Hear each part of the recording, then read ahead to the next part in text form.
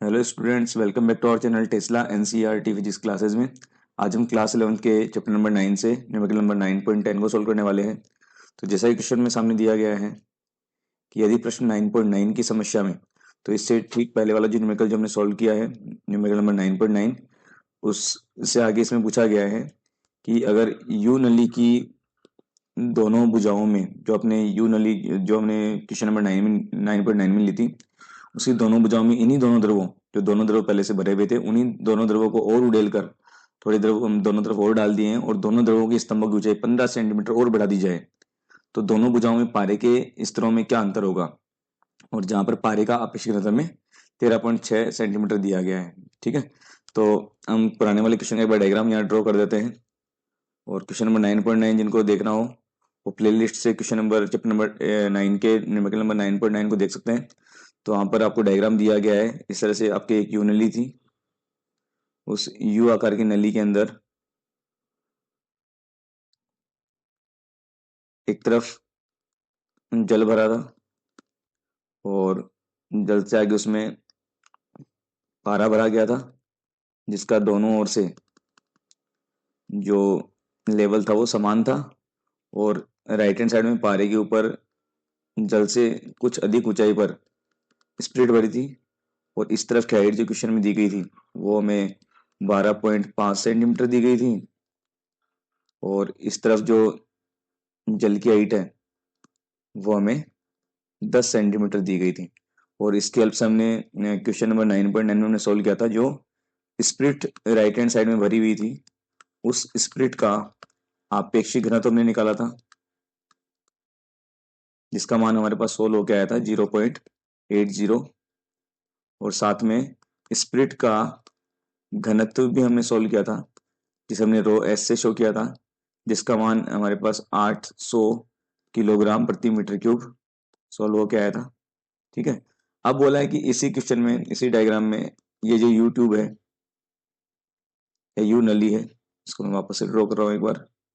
तो जो यू नली है, इस यू नली में दोनों ओर जो द्रव भरे हैं उन्हीं द्रवों को और डाला जाता है और उन द्रवों को उड़ेला जाता है।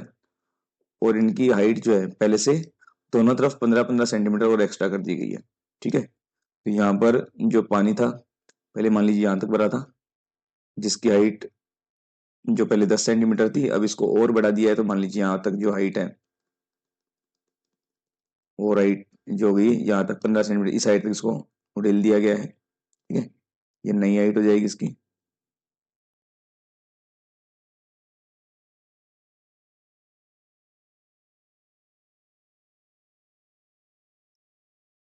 ठीक है, यहाँ तक की मान लीजिए भी हाइट है, पुरानी वाली हाइट। और सिमिलरली जो दूसरा वाला एंड है, इसमें भी क्या किया है, 15 सेंटीमीटर ऊपर तक इसमें स्प्लिट बढ़ दिया है। जो पहले वाली हाइट थी उससे 15 सेंटीमीटर ऊपर तक हमने क्या किया है, स्प्लिट को बढ़ दिया। पहले वाली हाइट यहाँ तक थी, क्योंकि जल की हाइट से थोड़ी, इस जल की हाइट से कुछ ऊपर तक वो हाइट थी। जो पहले वाली जो जल की हाइट थी, इसमें इसमें दोनों में डिफरेंस था। ठीक है, इतना डिफरेंस था 2.5 सेंटीमीटर का। ये अपने पास यहाँ से 10 सेंटीमीटर थी, और ये वाला जो पार्ट था हमारे पास यहाँ से 12.5 सेंटीमीटर थी। और पुराने वाले केस में, जो पुराने वाला न्यूमेरिकल नंबर 9.9 था, उसमें यहाँ तक पारा भरा हुआ था, जिसका दोनों तरफ से अपने पास जो पॉइंट था, दोनों तरफ से जो पार्ट था उनकी हाइट थी वो सेम थी। अब क्या, यहाँ पर दोनों तरफ जो द्रव भरा गया, इनकी वजह से क्या होगा, देखो इस तरफ पानी बढ़ने से इधर पानी जो होगा वो, इसकी कुछ हाइट जो हमने बढ़ाई है, ये जो हाइट बढ़ाई है यहाँ से लेके यहाँ तक की, इस हाइट के कारण क्या होगा, नया कुछ प्रेशर लगेगा। सिमिलरली इस तरफ भी जो हमने नया जो स्पिरिट का लेवल हमने बढ़ाया है यहाँ से लेके यहाँ तक का, इसकी वजह से इस तरफ से भी क्या लगेगा, कुछ प्रेशर लगेगा। तो देखिए दोनों तरफ से जिस लिक्विड का प्रेशर ज्यादा होगा, वो उस तरल को, जो पारा है, उसको ज्यादा दबाएगा, तो वो पारा जो दूसरी तरफ से क्या होगा, थोड़ा ऊपर उठ जाएगा। तो यहाँ पर देखो दोनों की अगर तुलना करें, तो जो पानी का घनत्व है वो 1000 किलोग्राम प्रति मीटर क्यूब है, जबकि जो स्पिरिट है उसका घनत्व 800 किलोग्राम प्रति मीटर क्यूब है। और हम जानते हैं जो किसी भी लिक्विड का जो प्रेशर होता है किसी हाइट पर अगर वो भरा होता है, तो प्रेशर का फॉर्मूला होता है रो जी एच। तो यहाँ पर हमने दोनों लिक्विड जो है, चाहे पानी हो इधर और चाहे इधर जो स्पिरिट है, दोनों का जो हमने लेवल बढ़ाया है वो बराबर बढ़ाया है। एच जो दोनों की हाइट बढ़ाई हमने 15 सेंटीमीटर बढ़ाई है, अकॉर्डिंग टू क्वेश्चन। यहाँ दिया है कि दोनों जो है उनकी जो हाइट है वो 15 सेंटीमीटर बढ़ाई गई है। ठीक है, तो अगर हाइट सेम है, गुरुत्वाकर्षण सेम है, तो जिसके लिए रो का मान ज्यादा होगा उसी के लिए प्रेशर ज्यादा होगा। तो यहाँ पर देख सकते हैं कि रो डब्ल्यू ज्यादा है बजाय रो एस के। तो अगर रो डब्ल्यू ज्यादा होगा रो एस की तुलना में, तो जो प्रेशर लगाएगा वाटर वो भी ज्यादा होगा स्पिरिट के प्रेशर से। तो अगर पानी अगर ज्यादा प्रेशर लगाएगा तो क्या होगा, ये जो स्पिरिट का लेवल है वो इस तरफ थोड़ा सा स्पिरिट की तरफ थोड़ा उठ जाएगा। तो ये पारे का जो हाइट होगी थोड़ी वो इधर बढ़ जाएगी। तो मान लीजिए हाइट जो बड़ी है वो यहाँ पर एच है। ठीक है, और यहाँ पर जो हाइट होगी वो इधर एच डाउन हो जाएगी। तो यहाँ से लेके यहाँ तक क्या होगा हमारे पास, ये पानी भरा होगा, और इस तरफ इस लेवल तक तो क्या होगा हमारे पास, पारा ऊपर चढ़ जाएगा, और इसके ठीक ऊपर जो पार्ट होगा उसमें हमारे पास क्या होगा, उसमें हमारे पास रहेगा स्प्लिट का लेवल रहेगा। ठीक है, तो इससे आगे हम सोल्व कर लेते हैं। देखिए, तो यहाँ तक का जो पॉइंट है इसमें देखो 10 सेंटीमीटर में पहले हाइट दी गई थी जल की, और नया जो हमने जल की हाइट दी है वो कितनी है, 15 सेंटीमीटर है। और सिमिलरली इस तरफ जो हाइट है मरकरी की नई हाइट 15 सेंटीमीटर है, और पुरानी वाली जो हाइट जो हमें दी गई थी वो कितनी थी, 12.5 सेंटीमीटर। तो यहाँ से हम एक लेवल हम यहाँ ऑब्जर्व कर लेते हैं। यहाँ पर हम एक लेवल लेते हैं, इसको मैं अलग कलर से एक बार शो कर रहा हूँ ताकि वो कन्फ्यूजन नहीं हो। तो मान लीजिए यहाँ हम एक लेवल पॉइंट ले रहे हैं सरल के लिए, तो दोनों तरफ दोनों एंड पर इस हाइट पर क्या होगा, प्रेशर समान होगा। तो हम दोनों तरफ की प्रेशर निकाल रहे हैं कि इस बिंदु पर लेफ्ट और राइट में प्रेशर कितना होगा। तो लेफ्ट हैंड साइड की अगर बात करें तो लेफ्ट हैंड साइड पे देखो प्रेशर क्या रहेगा, एक तो एटमॉस्फेरिक प्रेशर है प्लस आपके जो भी वाटर का प्रेशर होगा। तो एक तो हो गया एटमॉस्फेरिक, एटमॉस्फेरिक मतलब वायुमंडलीय जो दाब होगा वो, और प्लस में पानी का जो प्रेशर होगा। और प्रेशर लिक्विड नापते अपन P equal to rho G H से। तो रो यहाँ पर पानी के लिए तो रो डब्ल्यू हो जाएगा जी। हाइट कितनी है टोटल, 15 सेंटीमीटर, 10 सेंटीमीटर मतलब 25 सेंटीमीटर। तो 25 और सेंटीमीटर को हमने पहले वाले पुराने क्वेश्चन में भी देखा है कि सेंटीमीटर की जगह हम क्या रख सकते हैं, 10 की पावर -2 मीटर, क्योंकि हम सारी कैलकुलेशन एमकेएस में करेंगे। तो मीटर सेंटीमीटर जगह क्या जाएगा, 10 की पावर -2 मीटर हो जाएगा ये। ठीक है, ये हमने मान यहाँ रख लिया है। ये तो हम हमारे लेफ्ट हैंड पार्ट वाला जो प्रेशर आएगा। ठीक है, इधर वाला प्रेशर। सिमिलरली अगर हम राइट हैंड साइड के प्रेशर की बात करें तो देखिए वो कितना होगा, एक तो हो गया ये वायुमंडलीय जो दाब होगा वो, प्लस जो हमारे पास स्प्लिट भरा हुआ है, स्प्लिट के कारण क्या हो जाएगा, स्प्लिट रो जी। हाइट जो स्प्लिट की है वो कितनी है, 15 + 12.5, तो 15 और 12.5 कितना हो जाएगा, 27.5 सेंटीमीटर। तो हो जाएगा हमारे पास 27.5 इंटू 10 की पावर -2 मीटर। ये हो गया हमारे पास रोजियस। और साथ में देखो ये हाइट जो है, इस हाइट में जो स्प्लिट भरी है उसके सॉरी जो मरकरी भरी है, पारा भरा है, उसके कारण जो अपने पास प्रेशर होगा, तो सेम फॉर्मूला रो। तो आपेक्षिक घनत्व तो मरकरी का दिया गया है, तो मरकरी के लिए हम घनत्व ज्ञात कर लेंगे। तो इसको हम एम से शो कर देते हैं क्योंकि पारे को बोलते हैं मरकरी, तो एम से शो कर रहे हैं जी।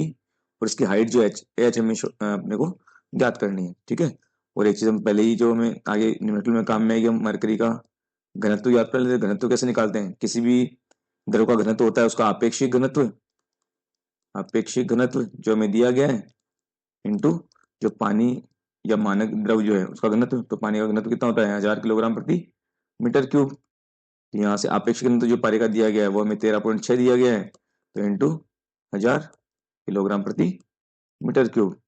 तो हमारे पास जो सोल्व होके आ गया यहाँ पर, तो जो मरकरी का घनत्व है वो हमारे पास आ जाएगा 13,600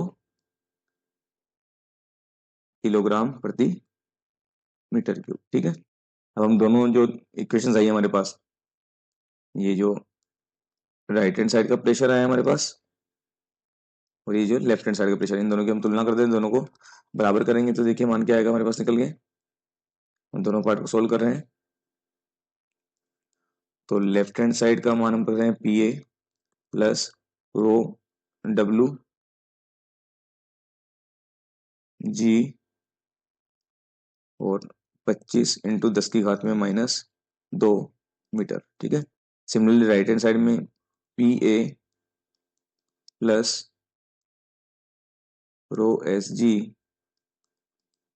27.5 गुणा 10 की power -2 metre plus rho M G into H. ठीक है, तो देखिए यहाँ से पी ए से पी ए कैंसिल आउट हो जाएगा। ठीक है, ये प्रेशर दोनों कैंसिल आउट हो जाएंगे, और जी भी देखिए अपने पास कॉमन जो पार्ट देखिए, मैं अगली स्टेप में सॉल्व कर देता हूँ इस चीज को।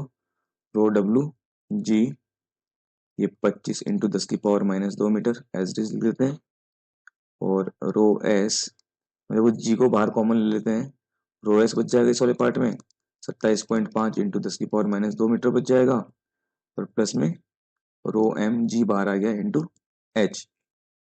यहाँ से देखिए जो जी है ये दोनों तरफ कैंसिल आउट हो जाएगा, तो हमें एच सोल्व करना है, तो बाकी रिमेनिंग पार्ट जो मान है वो हम रख लेते हैं एक बार।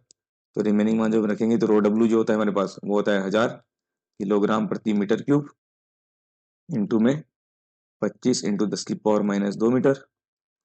राइट हैंड साइड में रो एस जो है स्प्लिट का जो घनत्व है, हमने 9.9 जो न्यूमेरिकल था वहां से सोल्व किया था, 800 किलोग्राम प्रति मीटर क्यूब, तो वहां से हम डाटा को यहाँ काम में लेंगे, और 27.5 इंटू 10⁻²मीटर, प्लस में रो एम जो है मरकरी का घनत्व 13,600 किलोग्राम प्रति मीटर क्यूब, और यहाँ से अपने पास जो एच है वो एच डी आ जाएगा। जब यहाँ से भी हम देखें तो ये देखो लेफ्ट हैंड पार्ट में किलोग्राम प्रति मीटर क्यूब जो यूनिट है ये, और राइट हैंड साइड में दोनों में से अगर कॉमन आ जाएगी तो किलोग्राम प्रति मीटर क्यूब कॉमन आके यहाँ से कैंसिल आउट हो जाएगा। ठीक है, तो अगली स्टेप में हम इसको थोड़ा और सोल्व करते हैं। तो देखिए क्या पार्ट किस तरह कैलकुलेशन होगी। 1000 मतलब 10⁻3, तो 25 इंटू 10⁻−2 तो ये है, और ये पार्ट हमारा हो गया 10⁻3, तो आधा समान घाते जुड़ जाएंगे चिन्ह के साथ, प्लस का 3, मात्रक वही मीटर। सिमिलरली यहाँ पर देखो 800 मतलब 8 इंटू 10⁻2, तो 10⁻2 और 10⁻−2 ये कट जाएंगे, तो हम इधर थोड़ा सोल्व कर लेते हैं। 27.5 को 8 से गुणा कर लेते हैं, तो 8 पंजे 40 हासिल 4, 856 और 4 60 हासिल 6, 8 दूना 16 और 6 22, एक अंक के बाद पॉइंट आ गया तो आ गया 220, और मात्रक वही मीटर, और प्लस में 13,600 इंटू एच। ठीक है, तो यहाँ भी देखो सोल्व करेंगे 10⁻−2 में से 3 गया तो 10⁻1 बच जाएगा, 10⁻1 मतलब 25 को इंटू कर देंगे 10⁻1 मतलब 10, तो इसको हम सोल्व करेंगे। देखिए क्या मान आएगा, ये आ गया 250 मीटर, इधर आ गया 220 मीटर, प्लस में 13,600 एच।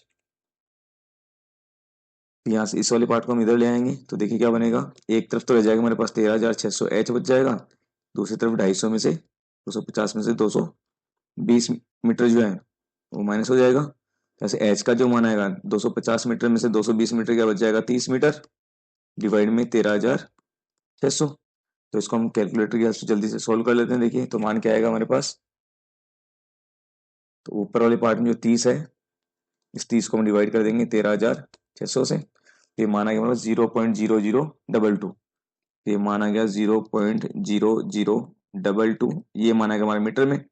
तो मीटर को हम सेंटीमीटर में कैलकुलेट कर लेते हैं, क्योंकि हमें जो गिवन डाटा थे हाइट थी सारी सेंटीमीटर में दी गई थी, तो मीटर को सेंटीमीटर में कन्वर्ट करने में क्या करेंगे, 1 मीटर बराबर 100 सेंटीमीटर, क्योंकि 1 मीटर बराबर 100 सेंटीमीटर, तो मीटर की जगह क्या लिख देंगे 100 सेंटीमीटर। तो जब हम गुणा करेंगे तो पॉइंट दो अंकों के आगे पहुंच जाएगा, तो आ जाएगा हमारे पास 0.22 सेंटीमीटर। तो जो पारे की हाइट है, जो पारे का स्तंभ है, जो दोनों तरफ उनमें अंतर होगा, जिस तरफ से पारे की हाइट जो ऊपर बढ़ जाएगी हो जाएगी 0.22 सेंटीमीटर। तो पारे के स्तंभ का अंतर जो दोनों एंड पे है, दोनों यू नली में है, वो कितना हो जाएगा, एच बराबर 0.22 सेंटीमीटर। यही हमसे पूछा गया था कि यू नली है उसमें अगर दोनों तरफ से समान द्रव डाले जाते हैं 15 सेंटीमीटर तक, तो जो पारा है उसमें दोनों भुजाओं में कितना अंतर हो जाएगा। तो दोनों तरफ जो यूनिली है उनमें अंतर कितना होगा 0.22 सेंटीमीटर, ये हमारा फाइनल आंसर होगा। तो आशा करता हूँ आपको न्यूमेरिकल समझ में आया होगा, सॉल्यूशन का मेथड अच्छा लगा होगा। फिर भी किसी को कोई डाउट हो तो वो कमेंट सेक्शन में कमेंट कर सकते हैं। अगर वीडियो अच्छा लगा हो तो please like and subscribe my channel. Thank you.